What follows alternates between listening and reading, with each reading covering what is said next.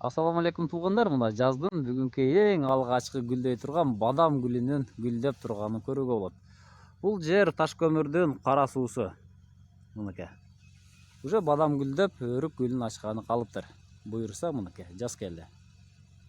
Эгер суук урбай турган болсо, анда бул бадамдардан буюрса ооз тийебиз.